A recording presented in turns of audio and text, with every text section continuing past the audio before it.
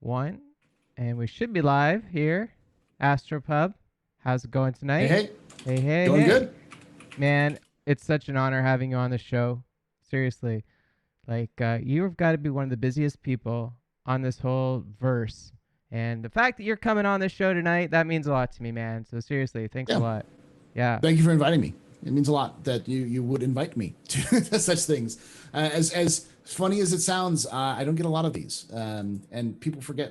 Often people will be like, "Wait, no, I can't ask Paul to come to my podcast." I'm like, "Have you tried? Have you asked? Have you reached out?" So thank you for having me. Seriously. One thing that I really respect about you is your role playing sense. I really love the fact that when I have a Friday night off, I can go and I can hang out in the Astropub. And I feel like not a lot of people really take advantage of this because most of the time when I go out there, like yeah, you got a full Twitch channel, you got a bunch of viewers and all that stuff, but I don't ever see a lot of people at the Astropub, and I hope to see more in the future. But I think it's really cool that you do that. Yeah, I think I have to wait a little bit for CIG to catch up. A lot of the problems that have come down to it is more technical issues. I think in the future, when we have the ability to kind of have um, storage for like beers and alcohol and that kind of thing, even just being able to hold it and keep it in a box or something like that, it'll be a little bit easier.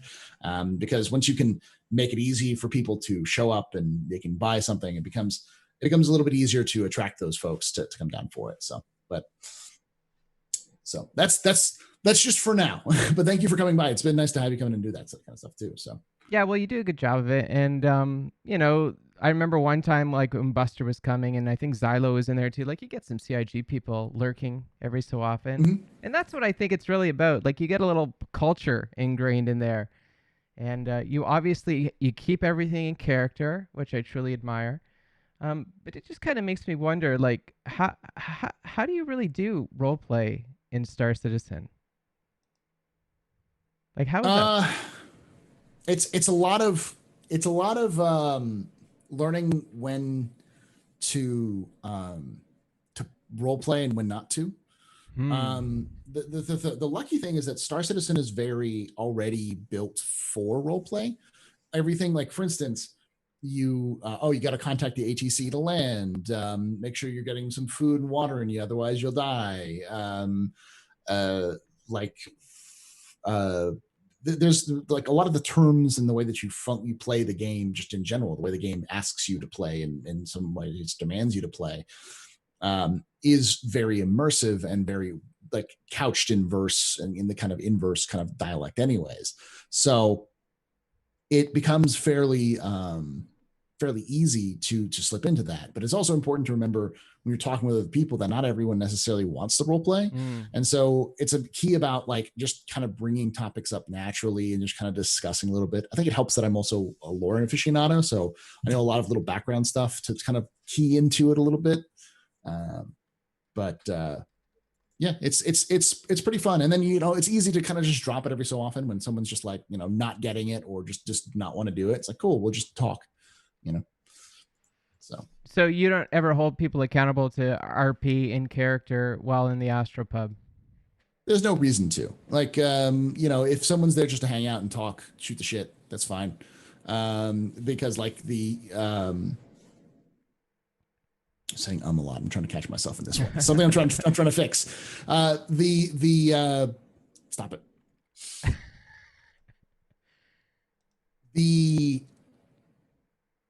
the reality is not everyone wants to role play, and some people are coming in because they want to hang out with other people, uh, so like for instance, being at a bar, knowing someone's streaming and knowing that people are going to be showing up there, that's a way of people going, hey, I could find other people to play with, maybe. And showing up and actually hanging out and making connections. Because some people just, I understand this because I myself came into the game with no friends. I played this game on my own and I had to develop friends in the community. So, yeah. How do you see this growing in the future? Do you Yeah, I have two questions. How do you see this growing in the future? I definitely see this I want to open up a bar. I want to open up a bar for players to come in and hang out, and I want it to be a place for events and for negotiations between organizations, and just being kind of cool with everyone. For instance, I know you're involved with Atmos and esports and all those sorts of things. When we have enough people, having the pub just show up outside of Daymar Rally or in the orbit of Daymar Rally or before the Hearst and Hurt Locker, and having a place where people can come in and watch the events while also hanging out and drinking with other people, sounds like a great idea. Having specific nights or events that people can come in and enjoy themselves, working with other groups to say, hey, these two groups want to negotiate something together. You're a neutral ground. Why don't we just come there and talk, as a way of, or exchange whatever we need to exchange, as a way of kind of in-game, while also with dealing with some gameplay, while also kind of being a neutral third party. So just in general, a fun bar experience for people that's run by a human being and not a glitchy AI. Do you ever see yourself maybe integrating story in the future? Like, would you ever encourage people to interact with you in order to carry forth a story? Oh, for sure. Yeah. I've played with plenty of people who do the story elements and play with their own characters and such. And I like that. I like that the improv nature of roleplay and such. I definitely would like to do that more often.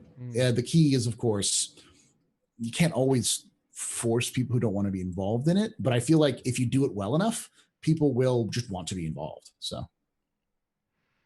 Well, I mean, I used to. Okay, so I'd never played Dungeons and Dragons before. I don't know if anyone's ever told you. Technically, I've never done any of those tabletop role playing games, but I was a part of a hardcore RP group in Ultima Online, and I did that for about 5 years, and that's why I'm so passionate about roleplay to this day. So I have kind of a different perspective on roleplay because of that. I hope to play D&D someday, but I'm saving myself at this point. I'm just what You save yourself for the right DM. It's true. Yep, it's true. It's anyways. I'm just wondering, like, how would you? Because when we did it, we had to like pre-plan all of our RP ahead of time. So I'd have to call you up and I'd be like, okay, this is the story we want to do, and you got to find a way to make that work. Like, do you do that already, or would you start doing that someday? No, probably not. One of the things that I've gotten very good at in terms of or RP, I have some experience RPing outside of just tabletops. One of the things that I've done a lot of is RP servers in places like Rust and Atlas and DayZ. And all of those RP moments are generally improv, on the spur of the moment, characters clashing with one another and just seeing where things going.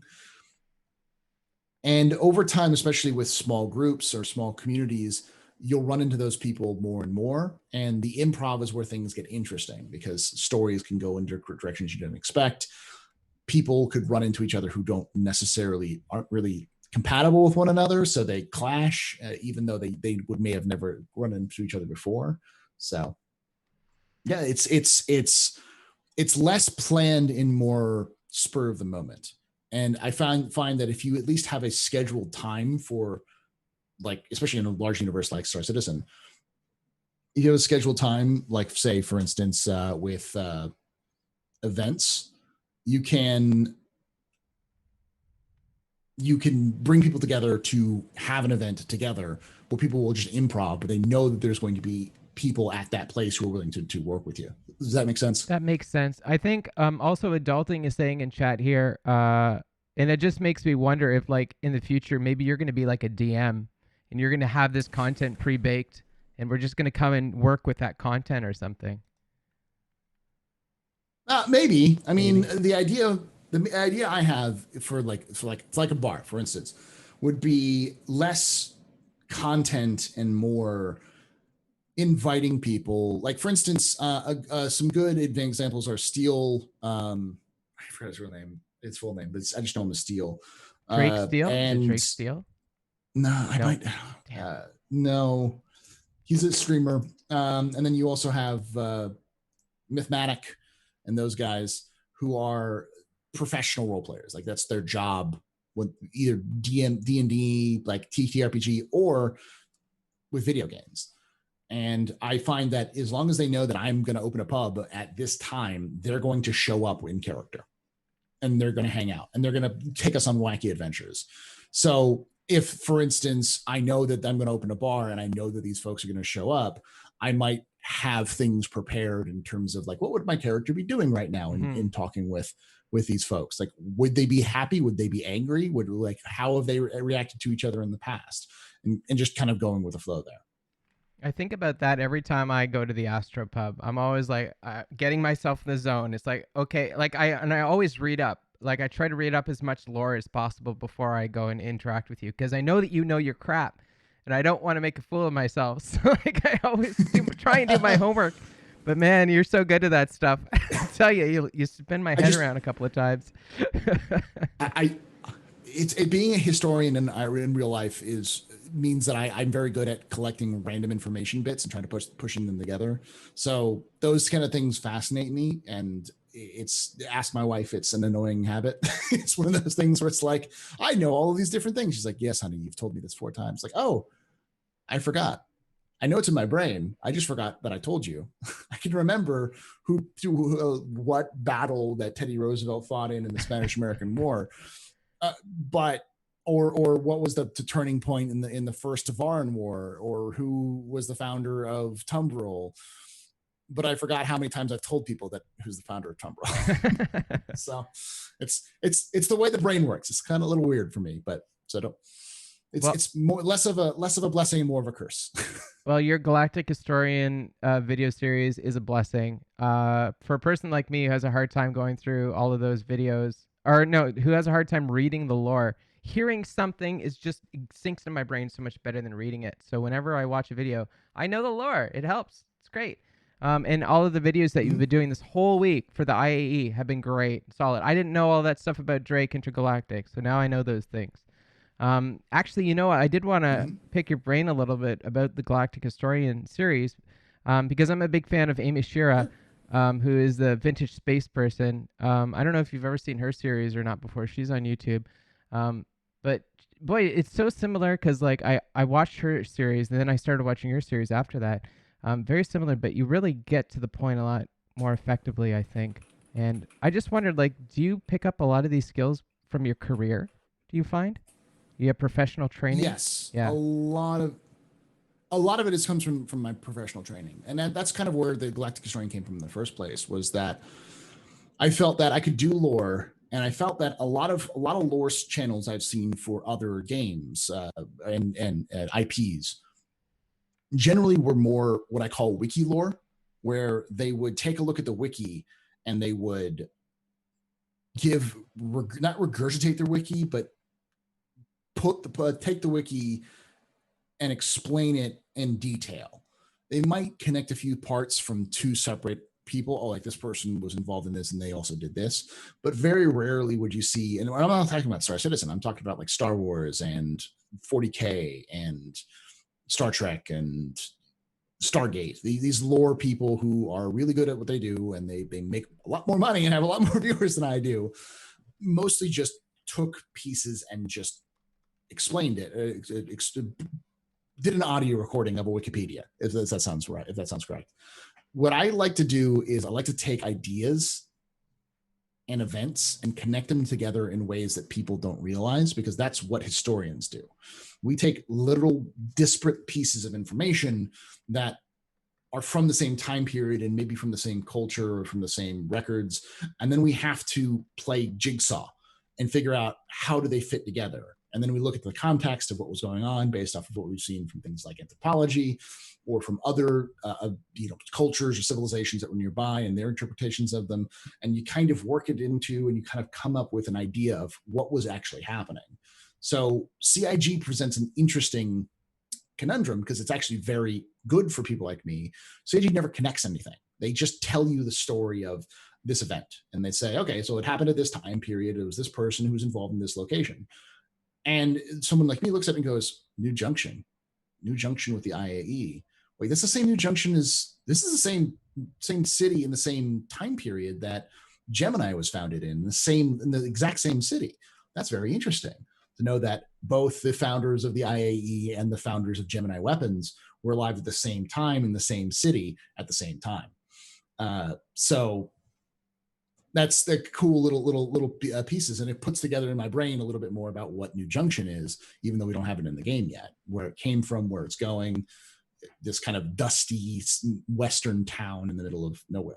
So that's a long way of saying yes, my profession did help me with that. Do you find that Star Citizen provides like a treasure trove of this kind of information if you compare it to other types of games of its kind? Is it Yes. Is it different? Most of the games just feed it. Most of the games feed you it. They'll just feed you the information and all the connections, because writers are either underpaid, overworked, or just not experienced. So a lot of times, what is it? What I like to call it? It's called exposition dumps. There's lots of exposition dumps in other games, in other game lore. Where Star Citizen's different is they're interested in telling you stories that connect together, but they may not even realize they connect together when they write it, because they're just interested in the story of what was going on. So they get a good context for what was the time period, what was going on at the same time, and they write down a story. And then maybe a couple of months later, they'll write another story, and that takes place at the same time, maybe in a different system, but then they take into the context of, oh, well, this was going on in this system, and the whole empire as a whole was doing this. So yeah, this would be similar, but they won't actively say, this is it. So yeah, they tend to leave breadcrumbs all over the place and let the community connect the dots.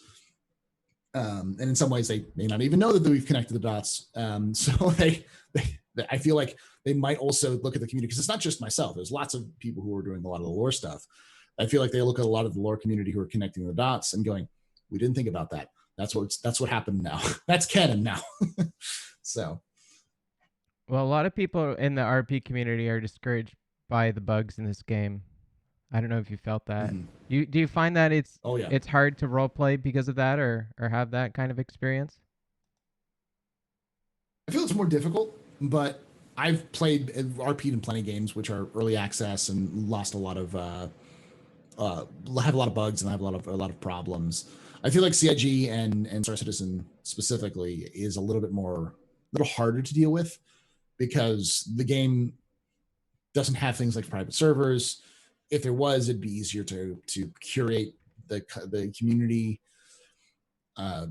It's and the bugs that we'll experience for us, like for instance, FOIP being not available for so long, that doesn't matter for anybody else, but for role players, that's a huge immersion factor, as well as things like VoIP. Just like being able to speak in game is a huge thing. Even though almost nobody uses it, it's almost always broken every other patch. So yeah, I can it's a difficult thing, but I find that I feel like it'll eventually get worked out, but it's just not a priority. So. Yeah, we don't need to make the role players happy. We got to waste for that to go still. So we got more important things to work out for sure. I genuinely believe that. Also, I think it's Jay Beatnik in chat there. He says that one issue with roleplay is the 50-person player cap. For sure. Yeah. Oh, yeah. The 50-person player cap is a huge issue.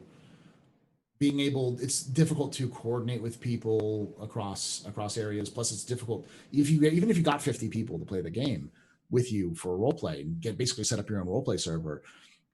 To be able to get everybody in that group in game and not crash out and not have to relaunch is difficult. The game is a lot easier to play when you're alone. When you add any additional person is going to add like double the amount of bugs. So trying to get 50 people in there, you're going to get 500 bugs popping up at any given time. So that's true. Like 500 sounds like an exaggeration, but it's probably not. It's not. I swear, it's like every single time you add one additional person to a party, there's going to be double the amount of bugs you would normally have. Yeah. So if you have one bug and with one person, there's going to be 2 bugs with 2 people, 3 bugs with 3 people. But it's more like 10 bugs with one person, 20 bugs with 2 people, 30 bugs with 3 people. It's exponential. It's all different. This is all different. None of it's the same. Yeah. So you got Galactic Historian, you got the Captain's Table, you got Spice Must Roll. My personal favorite is the Astropub. What else do you got? Did I get them all there? It's pretty much most of them. We also do the office hours. Office I also hours. do a tutorial series. Office hours is like the Astropub live, but it's more like this. It's kind of more of a casual chat where I talk with chat, answer questions, maybe go into a more of in depth with one aspect of lore. Talk a little bit about theory crafting. Like we did, I did an office hours earlier today, and we talked about the Perseus. I talked a little bit about the lore behind the Perseus because so much of the game is based off the lore that if you understand more about the lore, you understand more where CIG is going and how these things work. And the then I also did a deep dive on the Xi'an, like talking about the Xi'an. What I learned a little bit more about them doing minor research for the Alien Week or Alien Day at IAE, how their culture got thrown into a little bit more stark reality when I researched it. And then also I do a series where I've been explaining a tutorial series on smuggling in Star Citizen and how to be a smuggler. I mean, entrepreneur, entrepreneur, you know, a legitimate entrepreneur in the verse. How did this start for you? How did you get like what was your life before Star Citizen? How did you decide to start being a content maker like this?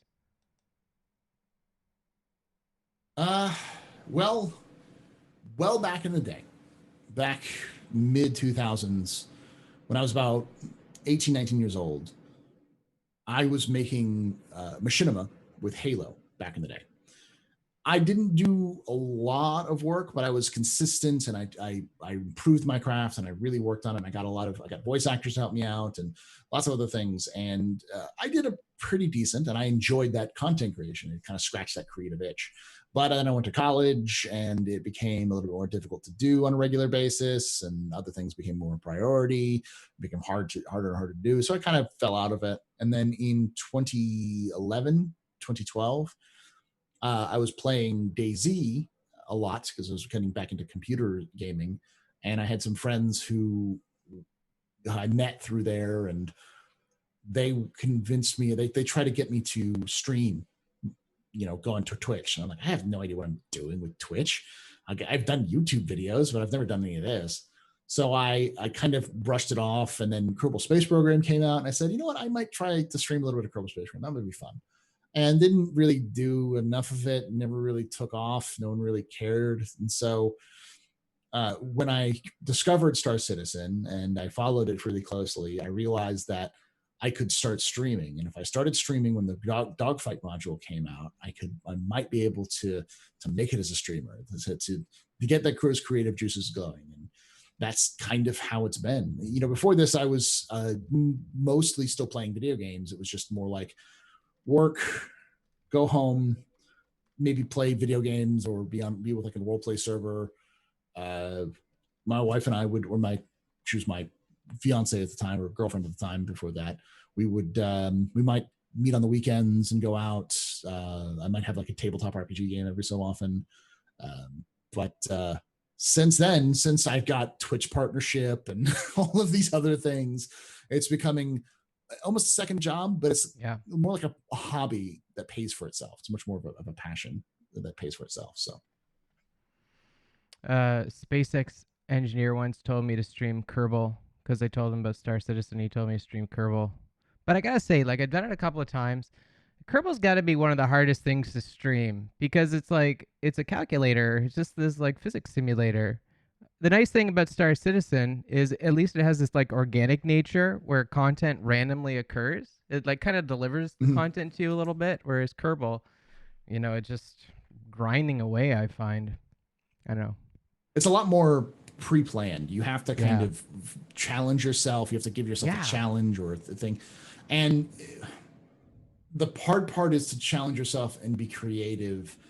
And it's similar to Star Citizen in that what I've discovered is the longer I've worked in Star Citizen, I know I have a lot of friends who stream Kerbal, and I understand their concern. Like they do is as a content creator for Star Citizen, I used to do a lot of dogfighting. I used to be a PvP guy. And then over time, I was like, as the PvP started to wane a little bit and the content started to shift more to the PU and more group content. I started moving towards that. And I've discovered over time, it's like you just got to keep yourself fresh. Even just to keep yourself sane, you have to do things other than what you've been doing all the time.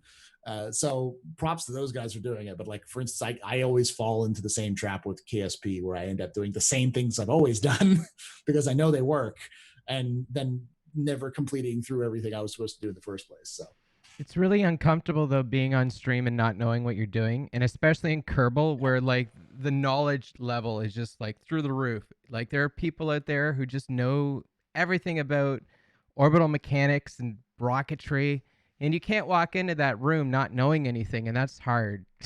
I find.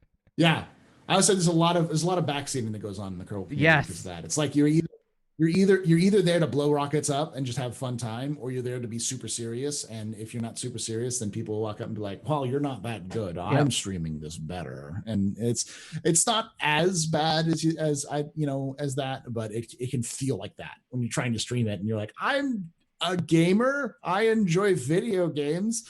This is fun and challenging. I'm going to try it." And like, "Oh my god, you're just doing so bad. Just do this." It's like, let me play the game, guys. So I might be a naive Canadian, but I feel like Star Citizen it's like you can express your culture, your personality through stream in Star Citizen. It's like you don't need to bend yourself to the game. The game will just form this cocoon around you. Like I can go ahead, I can do my regular routine, the time that I want, and still draw in an audience. And there's another guy who is streaming who's doing something totally different, different personality. And I find that other games I don't really see that in other games on Twitch so much. I find that Star Citizen's unique in that. Star Citizen is a very unique culture, and one of the things I've always thought about Star Citizen is that Star Citizen is, as a game, very, as a community, is the old trope is like, oh, we're a very accepting community, and we are. It's just we're also a very diverse community. There are people from all over the planet. Like you and I are, you're from Canada, I'm from the United States, so we both speak English, but the French community is massive. The German community is huge. There's also the communities that I barely interact with in places like the English speaking communities in Europe or in Australia. It's a little harder sometimes for me to kind of connect with those folks just because they're at such a different time zone. But look at Star Citizen at any given moment during this week, this free flight week, and you'll see dozens of different languages. And that's just the languages. Inside that, you've got people who are coming from different video games. You've got people coming from role play backgrounds, people from FPS backgrounds, from simulator backgrounds, from more I guess is like role play, like RPG backgrounds, things. And it's interesting how each of them attacks the game in their own way. So just by the nature of how the game functions, we attract a lot of different people. And then because we all know that this is such a weird game in comparison to other games, it becomes a lot more welcoming. And I think it's also because we're a lot more mature. The average Star Citizen backer, I'm sure, is somewhere in the 30s in terms of the age range is for the average. So that means that you have people who are more settled, people who have kids, or people who are about to have kids, who have their own homes, maybe their own businesses. So they're less likely to be super invested and toxic into something. So I just want to touch base on what Captain Boomcake said in chat here because I think he summed up what everyone else is kind of saying. Just the fact that I can play in the same game that Rexzilla can play in. Like we're two polar opposites, but we can still coexist. That's what I love about this game and this community. yeah. And the crazy part is that you might actually see Rex in your channel. I would love to. That's the thing. It's like it's one of those channels like this communities where I 100% believe you could find somebody who is a personality like way off the wall compared to somebody else, and they could still show up in your channel. Like for instance, HC Vertigo was a big fan of mine when he first started streaming, and now he's a huge. He and I have. He's on my channel a lot, but he's a different personality from the kind of way that I stream. Or people like you have people like Sergeant Tickles, and you have people like gosh, I'm trying to think of you have people like Tarada, who are all very different in terms of how they play, in terms of where they come from, their own their own kind of mentalities. But I would 100% believe that Torada would watch a Tickle stream, and Tickle's watching Torada stream, Definitely. or vice versa, like all this kind of thing. And I think it's just because we all have a love for the game, and we're all interested in how each other approaches the same game. So Yeah. That's cool. All lovey-dovey in here. mhm. With all your projects, Astro, do you have like a favorite? Is there one project in particular you're most passionate about? A father is never, never I was gonna ask you that originally, actually, if it was about like which one of your children would you choose? That's what I wrote down. I think the one that I enjoy the most doing is Galactic Historian. Nice. But they're all for different reasons. I like Captain's Table, and the reason why I like Captain's Table is because it's me exploring other sides of the community, and other sides of the community exploring, meeting one another. People who may have never met in the community before because they stream at different times and different locations, coming on and hanging out and talking about the game and just having a good time and relaxing. That's the kind of relaxed atmosphere that I like at the Captain's Table was important. And then I like things like the Astropub, because I can do some dumb stuff for the live stream. We've done like bar crawls, like we do the bar streams. I've done like cross country travel. We've done all sorts of crazy challenges and such, just because it's fun, and it's fun to kind of play with other people like that. So, and of course it's fun. I love doing tabletop RPGs. So they're all special in their own way. But I will say that the one that I get the most enjoyment out seeing completed and expanding and growing is Galactic Historian, because it's the one that takes the most effort and pre-planning and time, because having to write scripts, edit it, record, edit, revise, release at the right time, get the right thumbnails, all that kind of stuff. And then seeing that come to fruition is really rewarding. So I think back with Lore Maker's Guide to the Galaxy, I think that you touch upon things that they didn't touch upon. I think you're like filling in the gap where Lore Maker's kind of I don't know, dropped off the map from. Would you ever work for CIG? Would you ever pick up where they left off? Would you do that? I don't think they'd ever hire me, to be fair. Well, in a perfect world. In a perfect world, yes, I'd love to do lore for CIG. In a perfect world, what I'd like to do is either work with content creators who make content for Star Citizen and kind of help coordinate that work for CIG, or work as a story, as a resident historian, as somebody who takes a look at all the stories and lores and then kind of pieces it together in a nice cohesive book, to like sit down and write a lore Bible where, like, this is what happened in this date, this is what happened this date, these two are connected, to kind of piece all the pieces together that, possibly they haven't even finished doing. So. Well, I think one thing that you do with Galactic Historian is you certainly leave like a print, like you impact the community with that. I would say like you're a necessary thing. I'm nervous whenever you stop doing these things, because how am I going to learn the lore otherwise? I'm going to have to read, Yeah, reading is hard. I will say, Segellion, that's something I've heard most from other people, is that they don't like the lore because it's reading. And I hope that I help bring some context to things, but I really, really hope for the day when I can find video for the thing I'm talking about already being done, like an event that happened in game, where I can find someone's video of that event, or some cutscenes, or some other images of like that kind of thing, because that is one of the things that's lacking in Star Citizen. I think that's one of the big things that needs to go forward, is where you're learning the lore from me, of course, but you're learning the lore from the game rather than just a website. And it's a shame because they have so much of it, considering this game is in quote unquote alpha and they have all of this lore. It's like, holy moly, we need to get this out there, because no one's going to know about it otherwise. It's just going to disappear. Yeah, it's a huge amount of lore that they have to pull on a regular basis. So, Astro, I wanted to ask you about your video game resume. I think there's a lot you can tell about a person based off the video games lived through their life. So tell me, Mhm. what game did you start with when you were just a whatever, a small child, and then here Small we are in Star child. Citizen. Give me the steps that you went through. All right. Well, my parents refused to let me buy a video game console until I was 10. They said I couldn't get a Nintendo until I was 10 because my dad is a horrible punster. And it made sense for them at the time as well. I was like, I think 8 or something like that when I started asking about it. The very first video game I ever played that I remember is Duck Hunt Nice. on the original the NES, Hmm. and that was that my grandparents had it for some reason.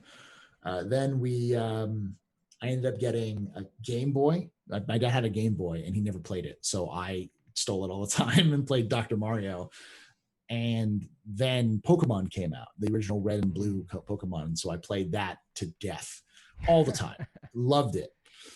Then from there, I ended up getting an N64. I remember playing a game called Pilot Wings, which was a big one Ah, back then. that was N64 one was the great one too. I loved how like Yeah, there was missiles that came out of the gyrocopter.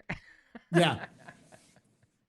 And then you had the obviously Mario 64, Zelda, yeah, Ocarina of Time, and the big one that my friends and I used to always play was GoldenEye.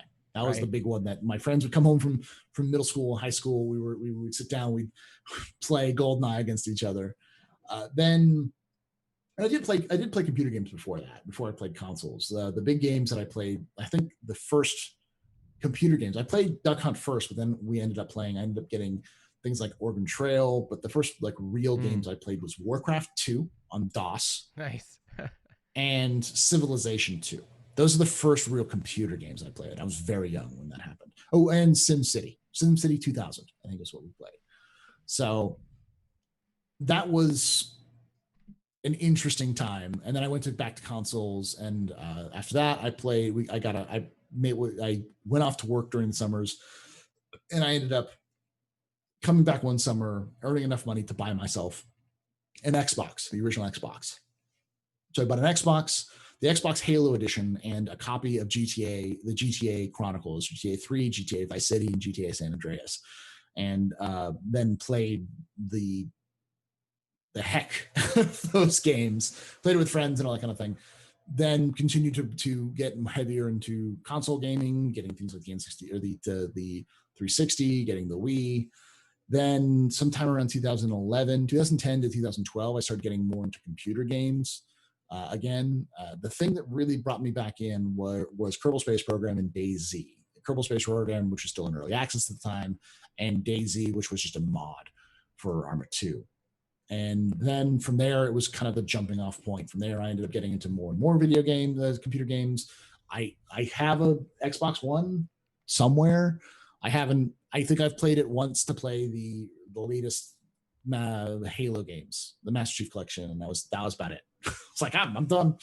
So um, yeah, that's I've kind of climbed the most recent games I've climbed into from before Star Citizen were things like Daisy and Rust and survival games mostly, but also those kind of simulator games. I do appreciate your Kerbal Space Program history, though. KSP is definitely near and dear to my heart. I started like lots of Flight Simulator and Kerbal Space. The thing about FS was like I always wanted to go to Space and Flight Simulator. I think that's the biggest shortcoming of it. I tried to. You always try to. And that's kind of Star Citizen's the next step into that. But Kerbal is beautiful. Um, I don't know. Are you excited for Kerbal too? What's your opinion about that? I am. Yeah. I'm going to be honest. I haven't heard anything from it in a long time. Yeah, I Last I know, heard right? about it was it was like possibly canceled or delayed significantly.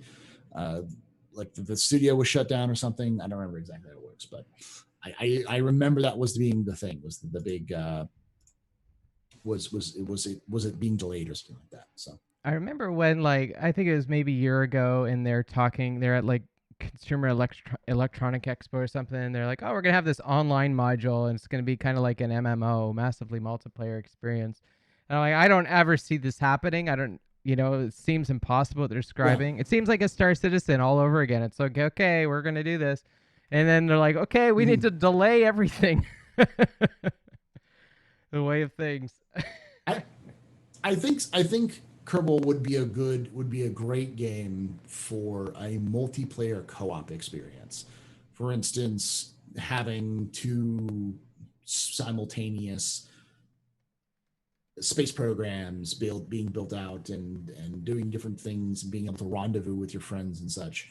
The problem it becomes, obviously the time skipping and stuff like that. But yeah, they seem to be very ambitious. The weird part was it doesn't seem very ambitious. A lot of what was in KSP2 is stuff that modders have done before, or just slight modifications to what they already have done for KSP. And what seems to have happened is more to do with Activision or I think it was Activision, whoever's in charge of their that their kind of division seems to had to work some of the things around. But so I'm excited about it. I'm looking forward to it because I like the idea of traveling interplanetary to new stars and settling them, just like just the Kerbal experience, but long distance. Sounds fun. So I absolutely love the fact that the trailer for KSP 2 was a ripoff of one of the like their fan trailers. Amazing. oh, homage, an Homage. There homage you to go. live fly dream trailer, which is fantastic. I cried I when I cried first saw too. that trailer. I cried. I cried. Oh my god. I cried. I'm like, oh my god, they get it. It's like it's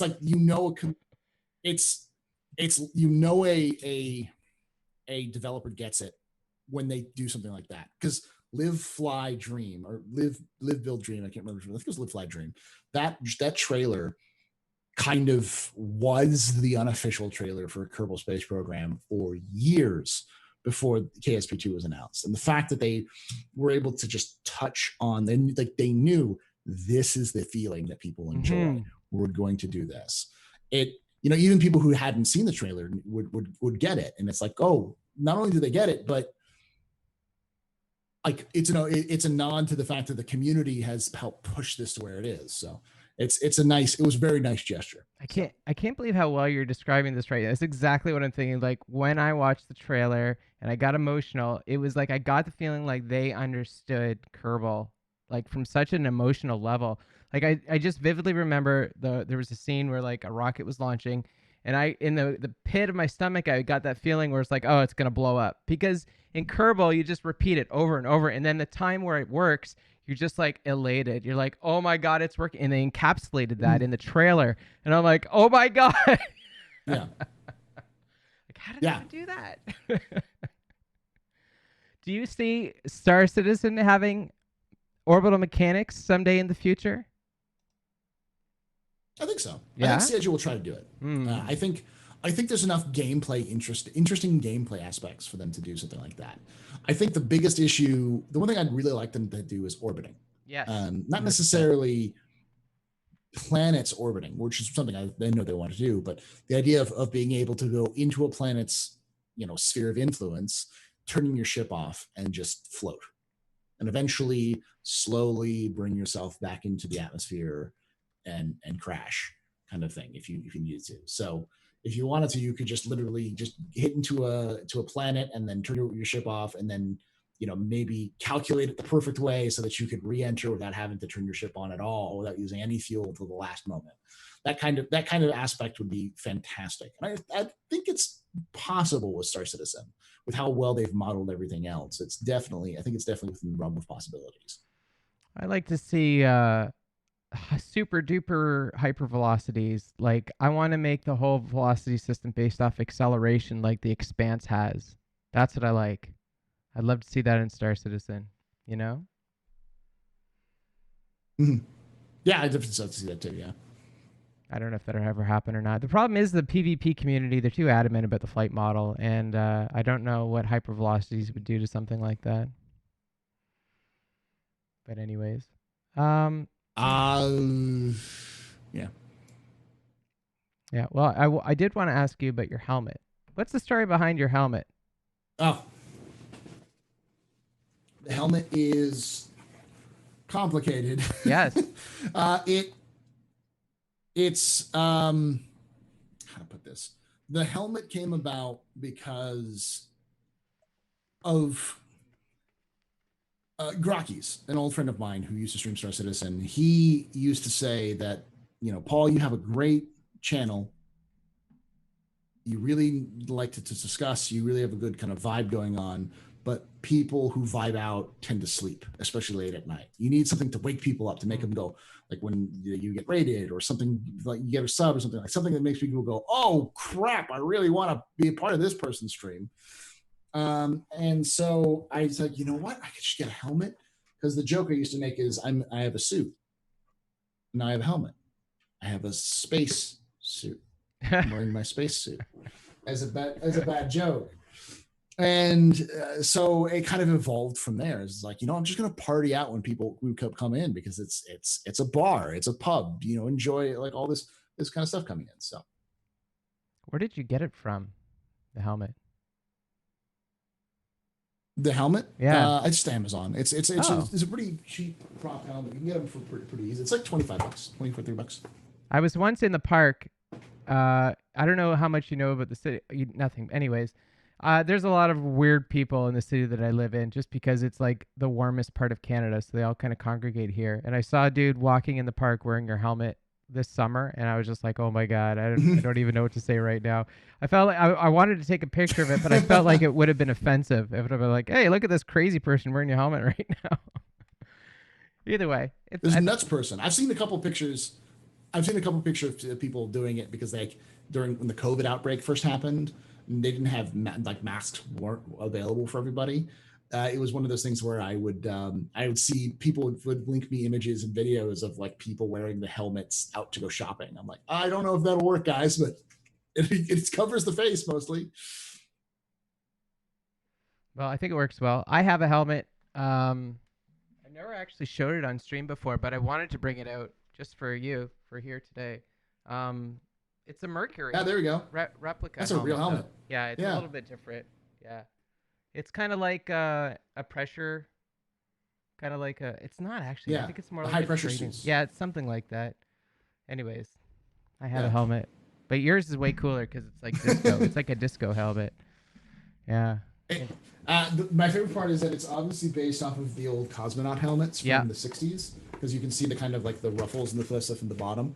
But it has like usually like a space shuttle or some sort, and has the American flag on the back. It's like, this is a Russian helmet, guys. You just took a Russian helmet design and slapped an American flag on it.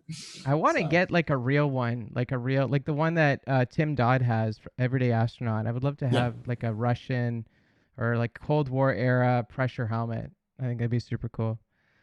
So it's your holiday right now. Happy Thanksgiving. Mm-hmm. Did you do anything for Thanksgiving? Thank you. Stayed home, slept a lot. Yeah. it was good. Ate food. I stay home, please, people. Don't go out. Don't spread this stuff. It's bad. Yeah. So. Hendrosa, by the way, thank you for that raid. It. Yep, 19 people coming in. I got my friend Astropub. We're just having a little chat here. Hope you guys don't mind. If you had any questions for Astropub, you could type them in chat. I don't know if you're reading chat, Astro, but I am. So yeah, I'm watching it here and there. So. Yeah. Who did you vote for, Astro, or the Star Citizen election? I'll never talk politics in real life. Okay. Who did you vote for? We can go that way. No. I voted for Mir No. Oh wow. So not what I expected. Huh. I'm a transitionalist at heart. That's when it comes to lore. My mentality is that the transitionalists do the least amount of damage and the most amount of good. So for me, it's more of it's an equation, whereas like everybody else is not as bad, except for the centralists. And don't get me started on the centralists when it comes to Star Citizen lore, because I hate those guys just with a fiery passion. But yeah, I voted for Nigo. I don't mind that Addison won. I will admit this. I was a little perturbed that Addison won, because I could tell that Addison was going to win, because she's the robot lady. Beep boop robot lady. Because people want AI in game. They want AI to function in Star Citizen, and they want to have AI crew members and AI blades. So they're like, oh, if I vote for the AI lady, maybe CIG will learn that I want AI, so we'll vote for the AI lady. And then there's some people who are out there legitimately who's voting like, hey, she's for education, she's for science. I like science, I like education. Let's do that, you know. But like I could also tell that there's that underpinning of like maybe this could sway CIG so we can get something earlier. It's like the meme. You're running around with a meme. Don't do this, guys. So, The CIG likes to play with the fourth wall a bit, though. So maybe that's what their plan is. Maybe they're trying to figure something out in us. yeah, maybe. I honestly think that the writers just wrote a character that they said, yeah, he's interesting, and it'll be a nice homage to the community, and did not expect her to take off. And the second they realized that they're going to let people vote, they were like, oh, Leon Addison's going to win. You can tell that when in that interview that they were doing with the writing team, they're like, if Addison wins, I don't know what we're going to do. Oh gosh, and it's just like this. We created a monster. What Yeah, are we going to do? kind of get So. that. Yeah.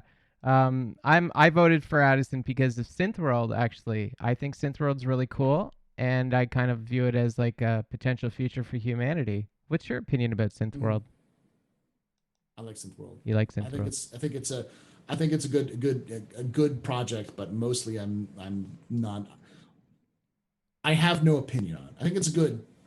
I don't care about the money being spent there. That's just because of that's more complicated because I tend to not care too much about the UEE because in my mind, and maybe this is just because of like what CIG has talked about or what Chris Roberts has talked about or what I kind of see coming down the pipe is that like the UEE is not going to be around forever. It's a temporary solution to a long term problem, and the idea that they're developing synth worlds like great, we'll have the technology, so when you're all dead, we'll actually be able to build a world for ourselves.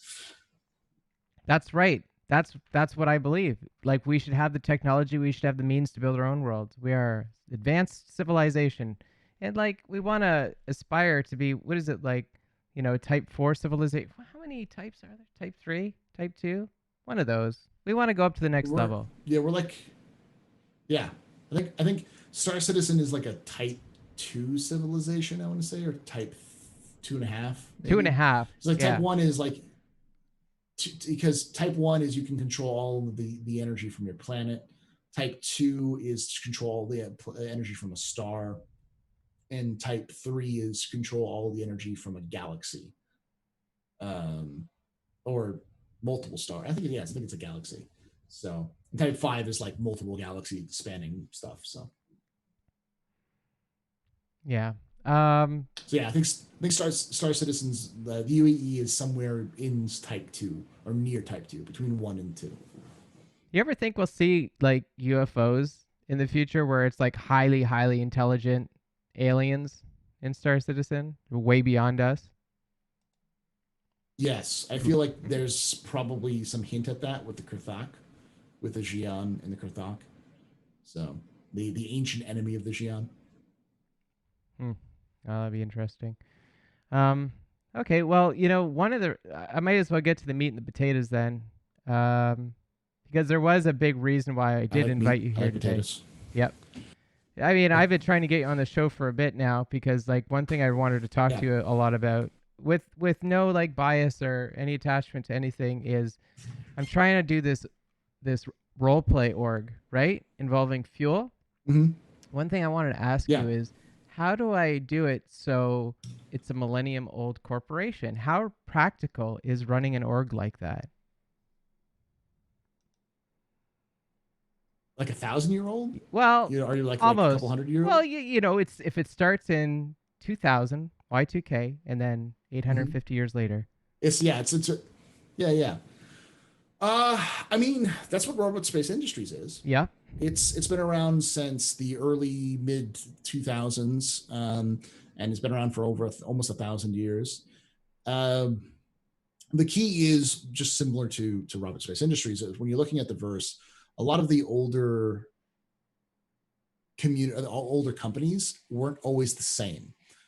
They're usually offsprings of other companies, and they're usually doing something at first and then changing course until they find their niche. So something like a fuel company could easily have been, an energy company in the early 2000s dealing with alternative energy sources, and then going forward doing things like helping to refine quantum fuel for the first time, and then moving from there towards, trying to innovate on engine technology, and then eventually settling on, hey, we can make really efficient hydrogen fuel.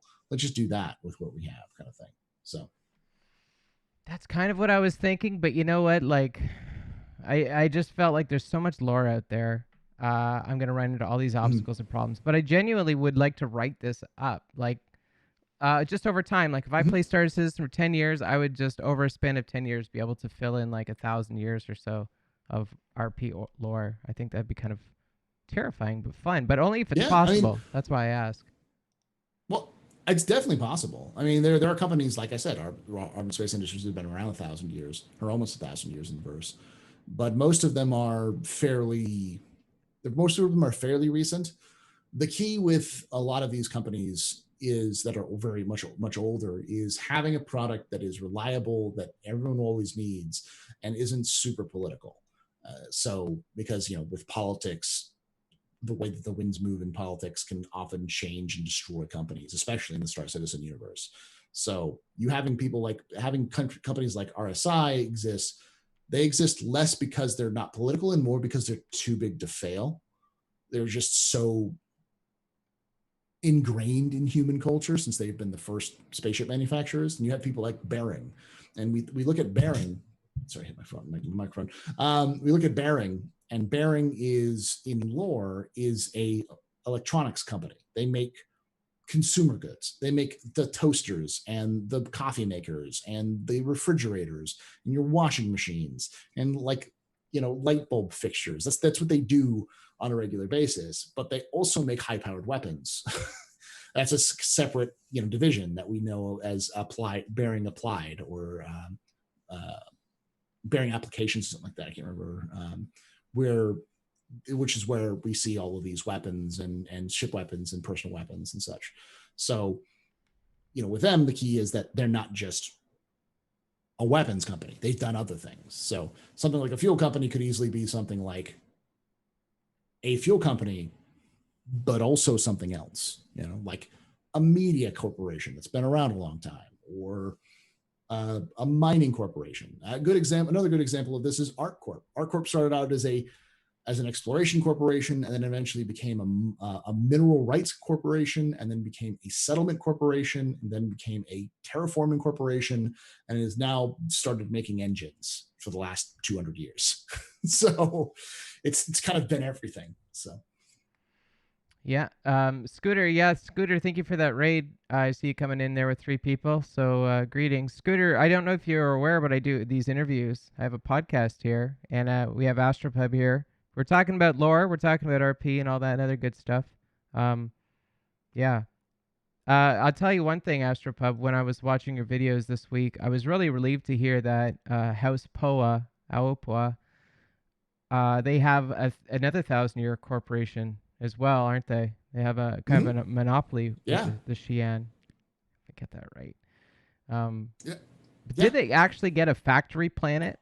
Is that a done deal? yeah. They have factory planets. They have Wow, multiple factory planets. multiple. Okay, Yeah, I wasn't aware of yeah. that. They're the largest lightcraft manufacturer in the Xi'an Empire. They're the only lightcraft company in the Xi'an Empire, because the way that the Xi'an work is every company in the Xi'an Empire is a monopoly on one thing. So there is a snack cake manufacturer that is owned by some small house in the Xi'an Empire that makes nothing but snack cakes for all the entire empire, and they're the only ones who can make it, and nobody else can make it. There's no Little Debbie and Hostess. There is only Xi'an cakes. Is that a good? Do you prefer that way of running business? Would you say, or would you prefer diversity?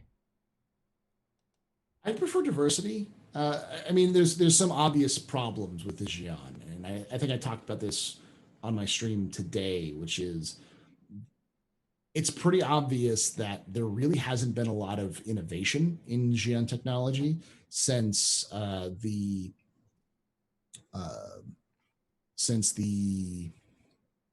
like 1,000 years almost. The Apoa was the first ones to bring in a lot of these gimbaled thrusters and how they would gimbal in uniquely. And since then, that's kind of just been how Xi'an ships work.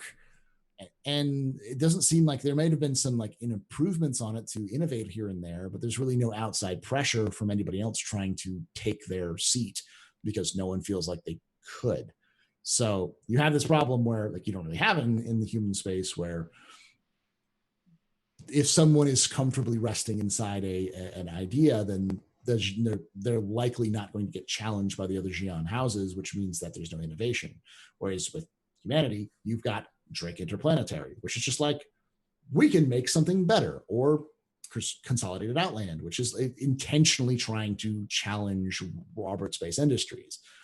It just wouldn't happen in Xi'an Empire. In the Xi'an Empire, if that happened, the Emperor would just be like, okay, cool, Silas Kerner, you go fight the CEO of RSI in Aurora v Mustang combat and see who wins. Whoever wins is going to get the contract for all the ships from now on.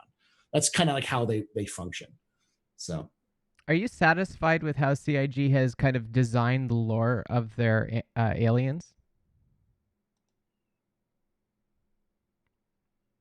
yes, but I haven't done enough research. Mm. I'd like to learn a little bit more. Okay, you must have But I learned. am glad that they're keeping some stuff a mystery. Okay, I was going to ask you, did you learn a lot doing these Galactic Historian videos this week about the ship manufacturers?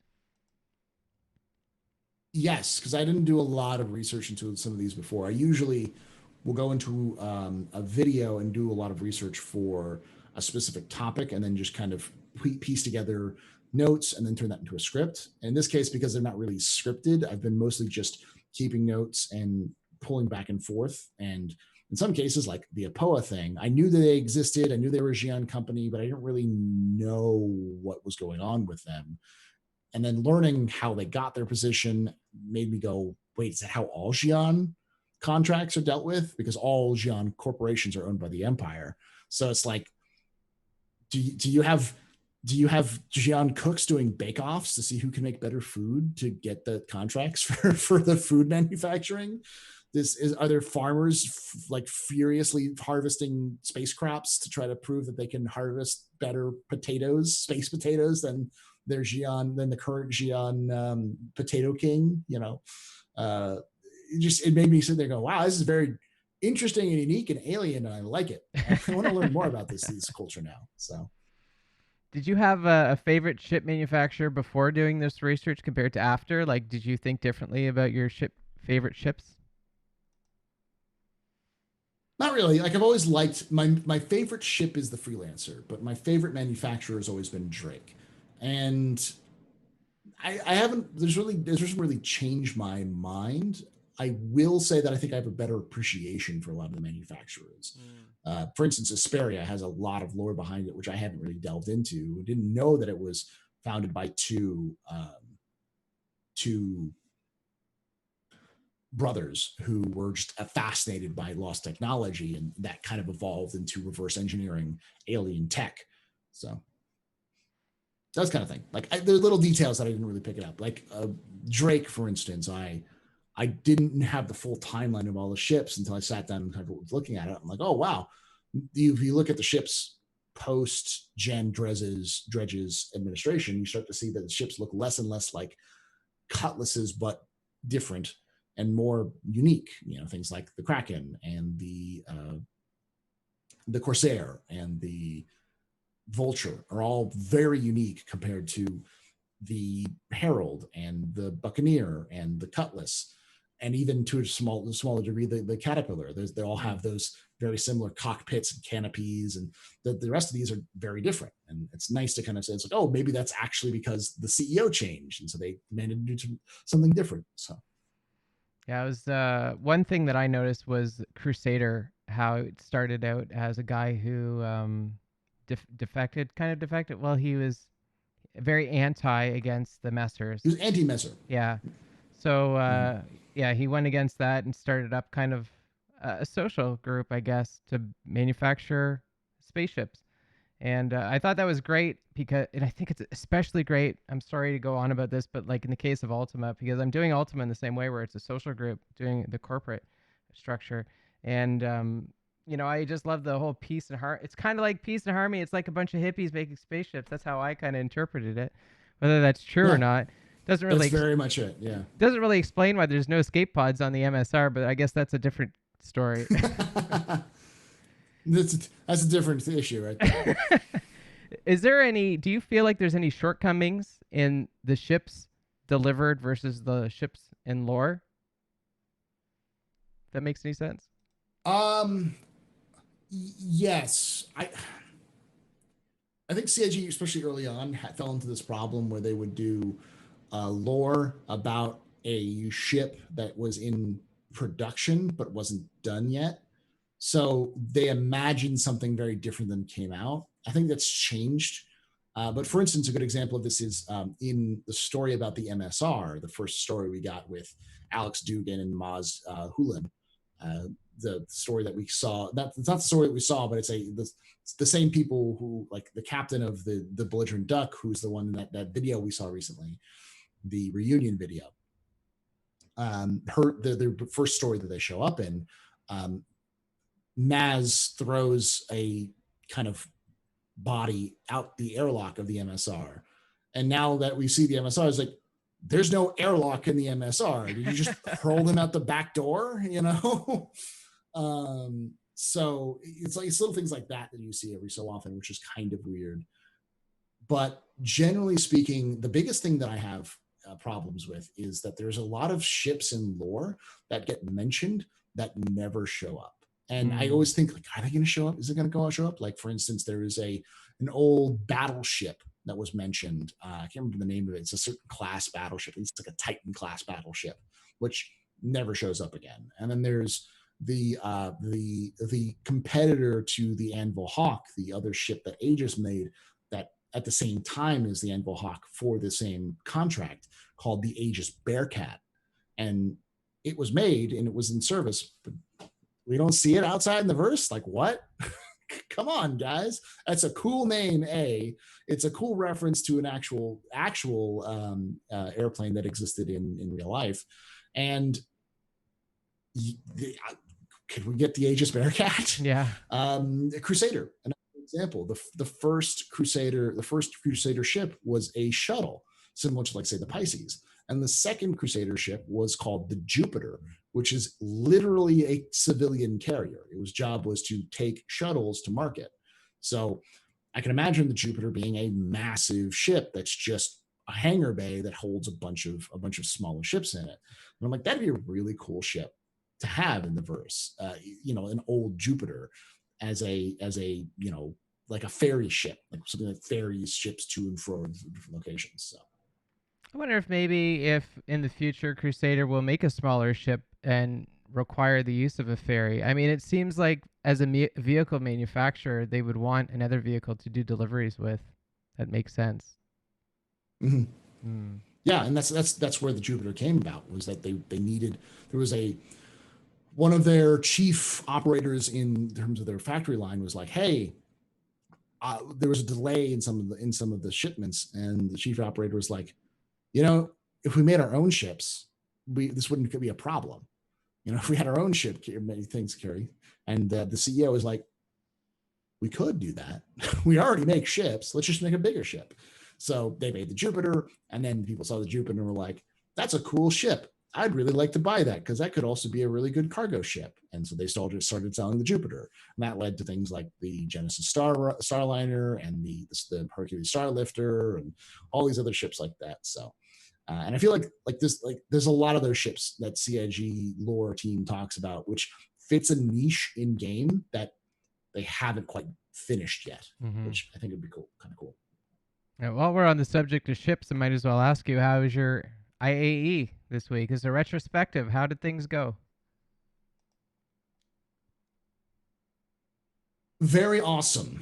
The IAE is a lot better this year than in the previous Mm-hmm. years. I mean, there's been some issues here and there, and CIG is CIGing all over itself at times, and Star Citizen is Star Citizen all over itself at times. Mm-hmm. But for a free flight and for an IAE, it is a lot better. This is the first time it felt like a unique event compared to the last year, couple of years where it was just the same hall but redressed up a little differently, even though it was supposed to be in two different places. And so I like the fact that it looks more unique and new, and the game's played fairly well for me in terms of just being playable. I haven't had very many 30Ks, not too many issues with bugs, a handful here and there. So it's been an overall good experience. It's made me more interested in Star Citizen again. That's cool. Hey, that's amazing. Like, how is it even possible after? Yeah. Well, you got a 2013 account and then all the other nonsense that you're involved in. Like this, you're involved in a 24/7 kind of operation. So for you to get like a refresh, that's great. Yeah. Yeah. Well, I mean, I'm not gonna lie. The summer was pretty rough because towards August and September, it was like, oh no, CIG isn't doing anything. Mm-hmm. Oh no, this stuff's not coming out. And it. I'm already kind of pessimistic about some of their schedules and dates, but I was like, oh, I'm a little optimistic about this, and it was like, nope, I shouldn't have been optimistic. Should have done that. So I was very kind of down, and then I wasn't very interested in the IAE, but then it just felt better than it has in the past. So. Sanford in chat is talking about the C2 that was in the videos, and I guess I just want to get your take on it. How do you feel about the C2 being in a video but not being in the hall? I feel like what happened was they were planning on having it at the hall, possibly even like announce it for a release date in like 312 or something like that, because it seems like they've been really working on it, and there's a lot of update videos about it there were over the last couple of months, and usually when that happens, CIG is getting close to at least get a first pass on it. And I feel like this IE had a little bit more of stuff pulled at the last moment. Things like, for instance, the Talon isn't in there either, even though it was in the video. And you'd assume that the Talon would be available for people to just hop into because it's going to be released in 6 months. So having just a ship you can look at on the floor would be kind of cool. And I think even just having a ship you could walk through the hangar bay or the cargo deck of the Starlifter would be cool. But but I gotta understand why people are upset. So. Well, you also did a Zero to Hero stream this week. I only Mhm. caught the beginning of it. How did that work out for you? Complicated. Yeah. I think I ended up on the upper end of things, but in fact, that's how the lore tour thing came about. Was I started doing that, and then some friends hopped in and said, "Hey, let's go do things." And I'm like, you know what? Hey, let's just do a lore tour first. Let's go through and we'll talk about these ships that are on the floor. And then people started watching. People were like, "Hey, this is actually really cool." And I said, "Oh, maybe I should do this more and see if this actually works." So. Yeah, definitely more appreciated. The Zero to Hero thing's hard. I think about doing it sometimes, but it's like, oh, we got everything all set up now. I don't know. Yeah. Yeah.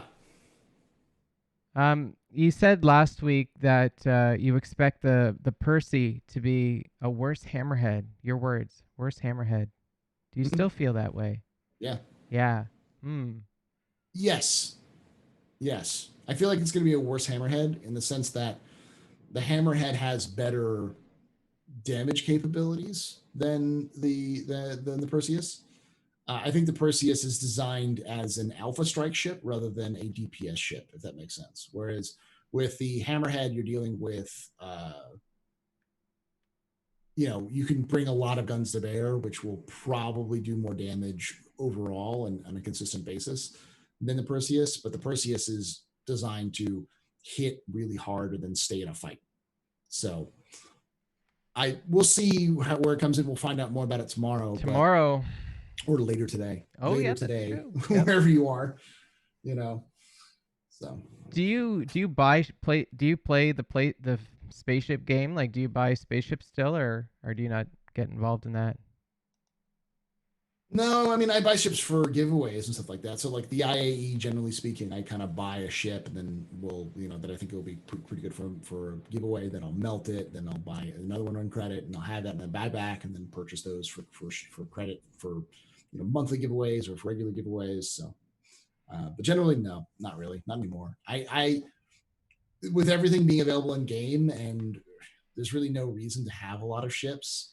Like I have a Banu merchantman, but the longer it's going to be coming out, and the more it's changing. I'm like, I don't like. Originally, it was supposed to be my bar, but like maybe it'll work, maybe it won't. So Yeah, I'm so surprised by you. You don't use the meta bar. There's a meta bar. It's the 890 jump, and I don't think I've ever seen you use it before.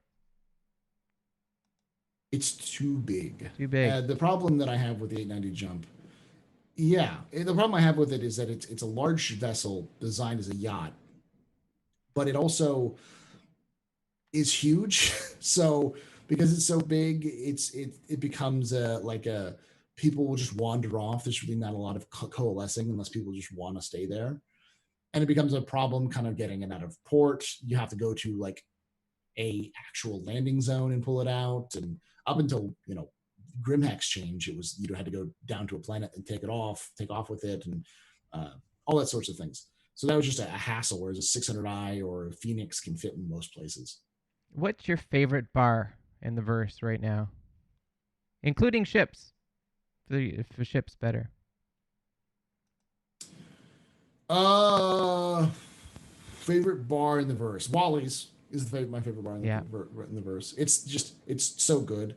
It's not really a bar. It's more like a club, but the aesthetic is good. The service is fairly decent there with the number of bartenders they have.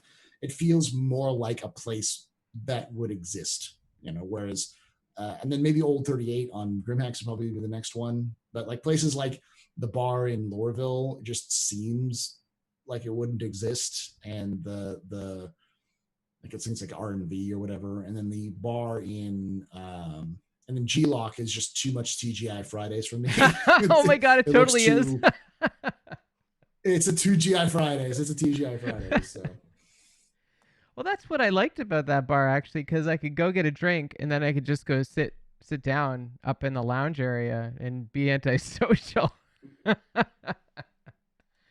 Oh, that's funny. Well, that's nice. I never done. I didn't I even look know that. Sorry, go ahead.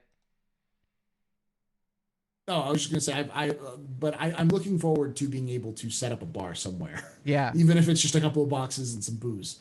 So, Well, it's kind of funny if you're like a traveling bar show. That's how I look at it, anyways. Because every time I jump in, you're at a different place. I didn't know you went to Wally's. Is that like? Do you go there often?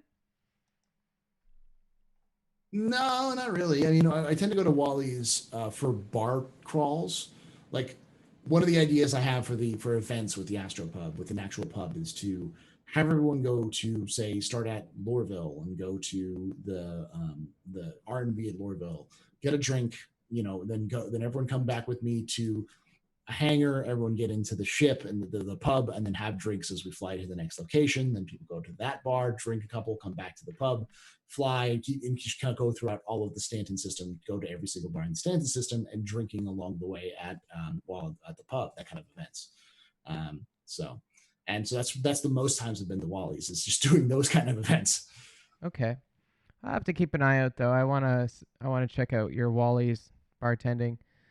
Um, you said as well something you had said in the past is that you don't think Star Citizen is designed to be a VR game, and I disagree with you on that. And I'd like to just open that can of worms up a little bit more and let me know why you feel Sure. that way.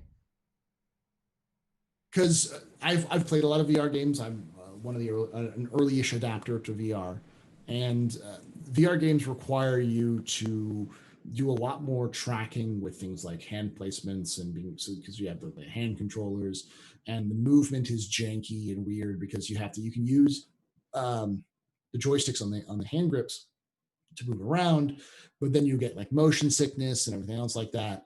No Man's Sky, for instance, is a very simple game. So it's very easy for them to kind of adapt it to VR. And Elite Dangerous is simple for VR because you don't get out of the seat.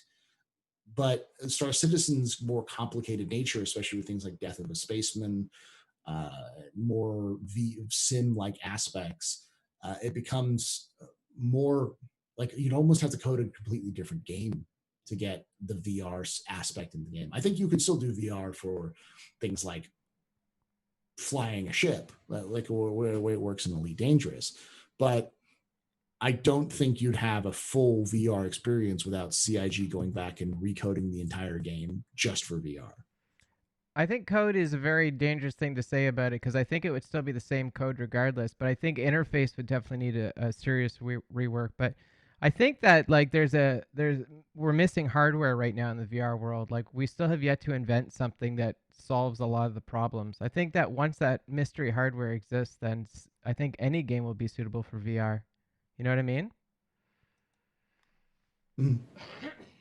Yeah, but I think that there's also there's more complicated nature. It's a matter of time. Mm-hmm. It's a matter of time investment and how much are you willing to change of the actual game to make it function. Because like I said earlier about like mapping, like you're not just mapping like move your hands with animations. You have to kind of have animations and how the fluid they move at least move some of the digits with VR, and that'll require skeletal changes to the player characters themselves. And if you remember early in the Star Citizen's development, how much of a pain it was for them to do skeletal processes and look at things like AI and or not AI, but I guess AI with aliens. They still haven't not a single aliens in the game. We've seen some like early work with the Vandul, but we haven't seen a Xi'an or a Banu or Tavaran, and that just kind of shows you how complicated it can be, and that's those sort of things. So it becomes for me, it's less of a it can't be done, and more of a is it a good thing to do for Star Citizen? And I think in the end, I would say no, that it's not worth the hassle and the time investment and the cost to adapt Star Citizen to become a VR game, a VR exclusive game, or a VR better game, because I don't know if that will improve the gameplay. I don't know if it will improve the profitability of the game. I don't know if it will improve necessarily the community overall, just because I I don't think VR it's a different type of experience. I think I even said that on that show. It's like I don't have my phone on me, but phone games are different from console Yeah. games and computer games. And I feel like VR as a game type is its own to game type. It's games require to be very specific to work well with those games. So You see, I don't think that it needs to be that way, though. I think it's just a matter of time. I think in time, all of these game types, like maybe in 40 years, they're all just going to merge together as an entertainment platform. That's what I I think. agree. I think that kind of stuff will happen. But the question becomes when it comes to specifically with Star Citizen is more again, is it worth the time? Is it worth the energy? Is it worth the money to invest in it just because it's cool?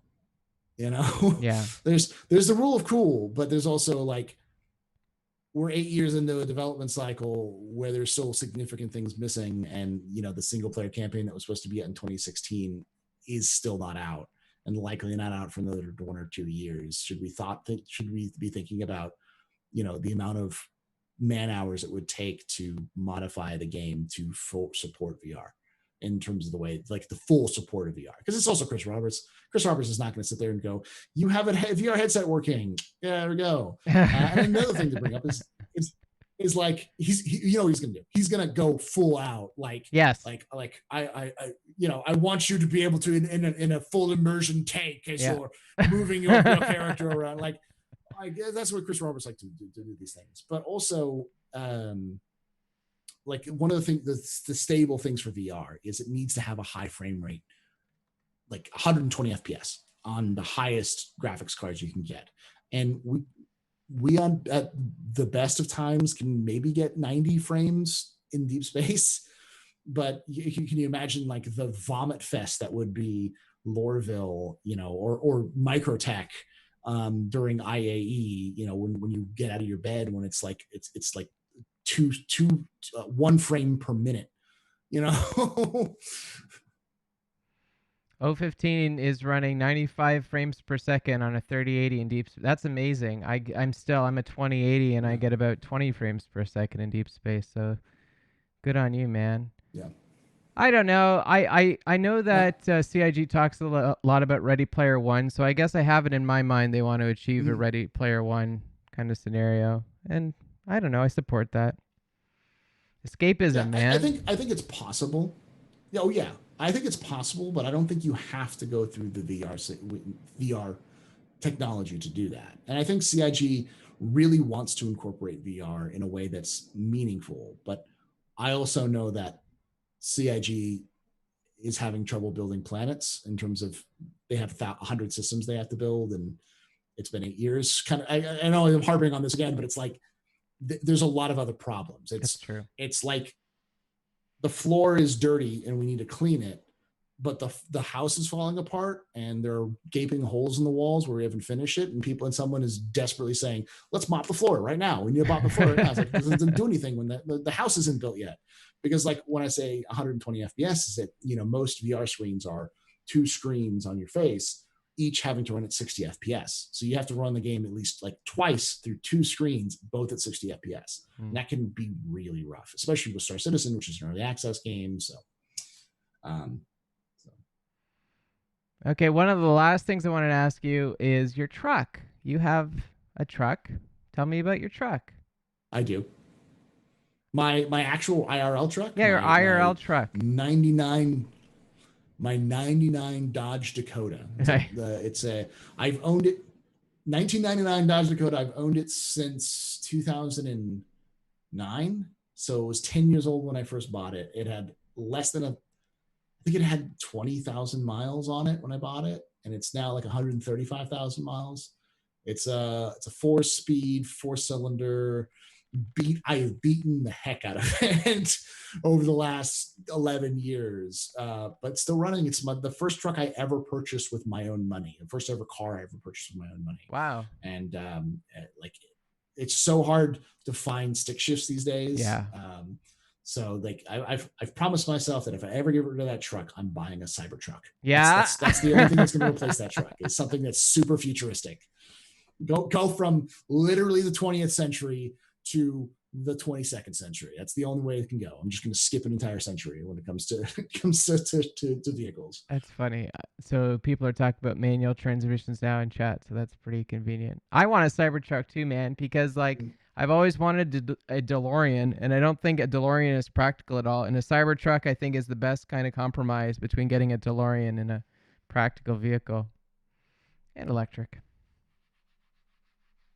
Yeah, I can see that. Those are kind of fun ones. Like I've always talked about getting like old classic cars. My wife's a big fan of classic cars, so the classic '57 Chevy, or my wife really wants a Vondi with gullwing, or with reverse. I think it's the reverse doors, like where it opens like the hinges suicide out. doors, yeah. Yeah, suicide doors. Vondi, bombed out. She wants a bombed out Vondi with suicide doors. Is what she wants. So.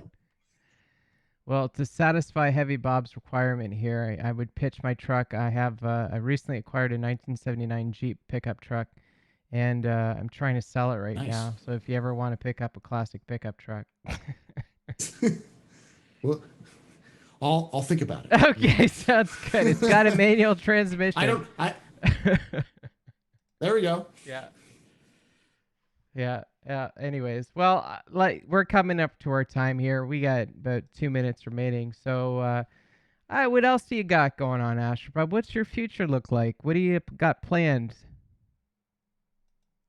So one of the things I want to do in the near future is I want to do with the Galactic Historian. I want to do a more like documentary-esque series.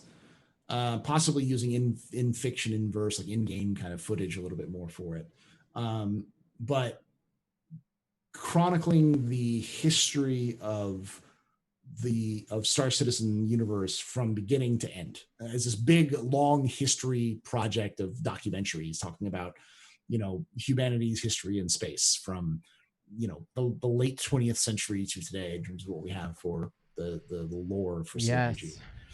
And it's complicated, it's expensive, it's long, it's going to take a long time, but that's that's kind of end goal, is something like that. So less internet video and more on the level of what I did for the Jumptown Wars documentary, something Mm. that's more Man, I'm so glad you did that. documentary style. You're a servant of the community, you know I that? enjoyed it. Yeah. Thank you, man. I was there. I enjoyed it, but it was mostly I was there too. I was that's why I did it, is because I was already seeing, when I started creating that, I was already seeing people who went, what's Jumptown?